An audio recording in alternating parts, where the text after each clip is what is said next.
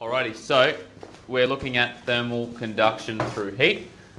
The equation Q over T essentially means that the heat transferred per time is equal to the thermal conductivity constant times area times the difference in temperature divided by thickness. We've looked at that in a previous video, but essentially it's describing how heat transfers through an object when we're physically touching it. So that would be how heat is transferred from a barbecue plate to a steak or to any other sort of material. Clear? So that should tell you that this is the equation that we're looking at, and therefore we need to think about what these variables are doing in our experiment. Now, some variables in science are controlled, some variables are not controlled. We're trying to change to see what impact they have.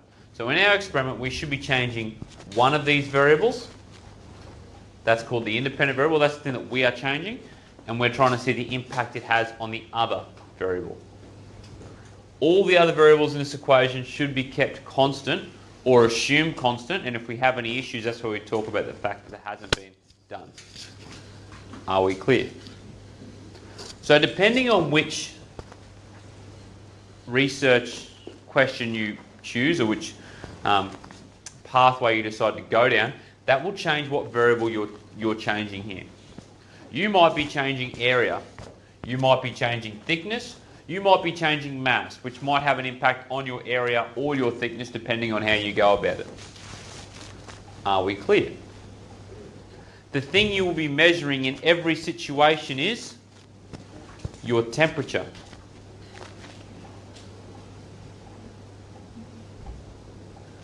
Be a little bit aware of that though, because the temperature in this equation is the difference in temperature.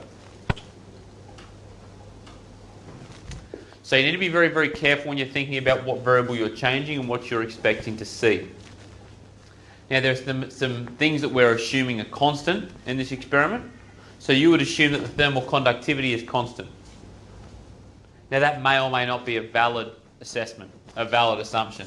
But the thermal conductivity, you might have to look that up for steak, for example. I don't know off the top of my head what the thermal conductivity of steak is. You might need to look that up. You might need to look up whether that stays constant throughout the entire experiment or not. Okay. Time and heat energy. You would assume, if you do a good experiment, that you keep the time constant.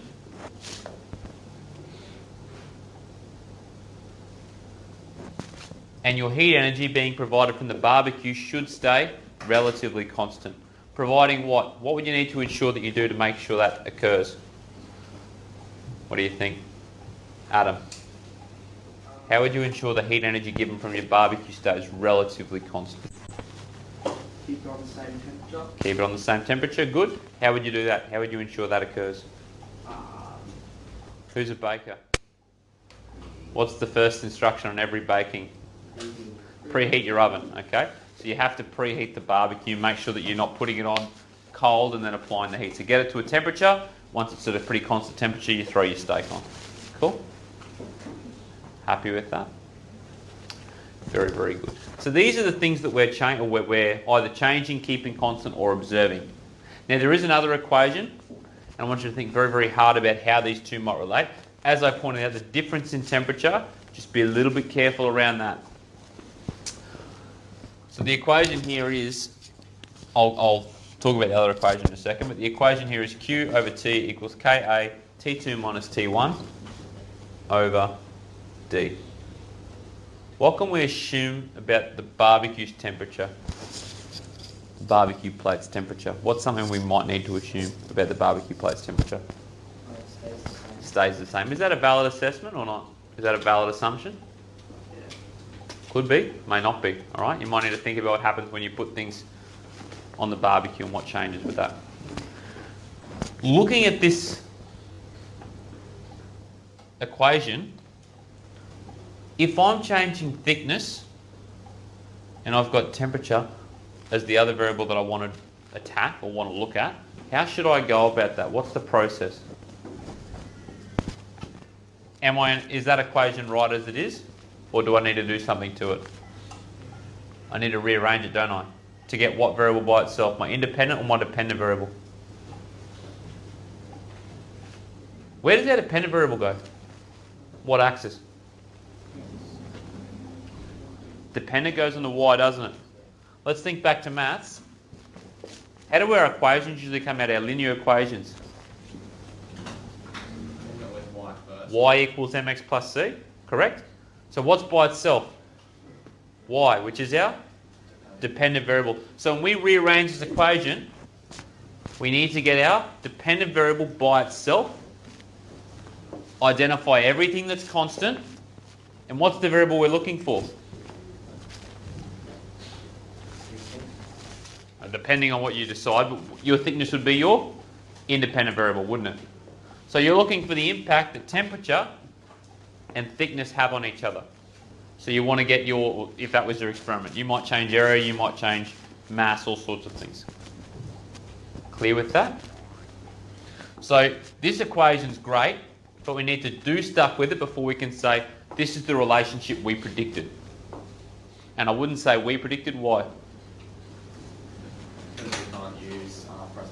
First person. Yeah, that's right. We can't use first, second person. We have to use third person past tense.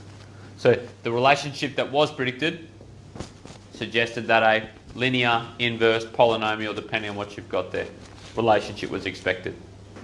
Sweet. When would you expect a linear?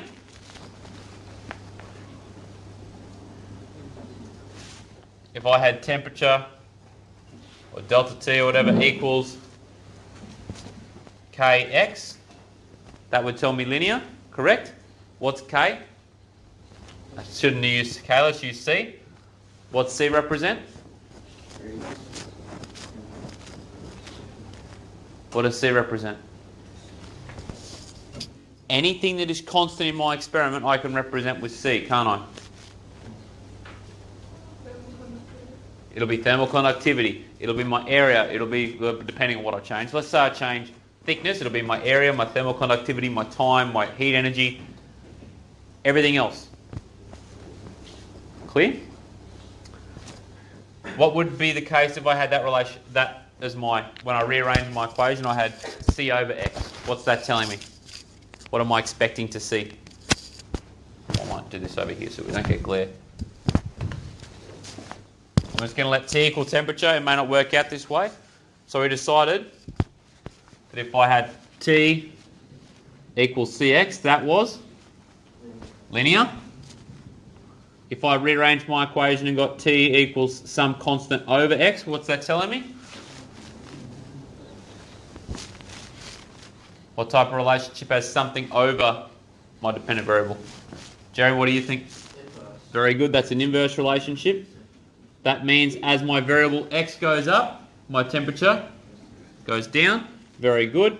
And that can happen with a linear relationship. What's the difference between a negative linear and a inverse? Inverse doesn't hit zero. Doesn't hit zero, and it should have a curve, whereas linear, straight line. Cool? And the last one was the polynomial, and that won't come up much, but it might. You might have something like that, and that would be a polynomial. I don't want to talk about exponentials, but do you want me to show you what they look like, just in case? Just in case you feel the need. Exponential would be T equals C e to the x. E is a special number. It might come up as e to the x. It might come up as some number. So I'm just going to let this equal 2. All right? Let's just let that equal 2. What that means is that at every value x, we're doubling.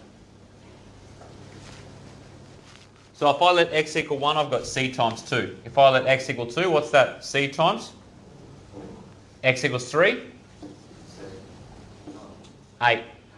4 is 6. So every time it doubles.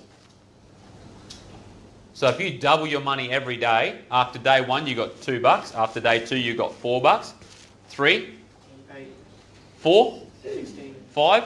32. So you're going up by an increasing amount. So that graph will look something like that. And that's how Ryan plans to make his money this year. And that's why Ryan's a good friend to have. Are we clear with that? So the point I'm trying to make, and I'll just rephrase or sort of summarise what we've done here. The equation we're looking at is this one here. Q over T equals Ka T2 minus T1 divided by D. Before you do anything with the experiment, you need to identify what's my dependent variable, what's my independent variable, what am I keeping constant. Then you're going to rearrange that equation to get what variable by itself on one side? My dependent variable. Once I get that by itself, I look at these and I say, what relationship am I expecting? Before I even do any experiment, I'm expecting a linear, I'm expecting an inverse, a polynomial, or an exponential. And you talk about why that's the case. Then you do your experiment, you graph your trend line, you say, what did I see? What does my data say actually occurred? And then we talk about what's going on with that. Are we clear? Clear. That's probably, if your experiment doesn't involve this equation, you're probably not in the right spot. Cool?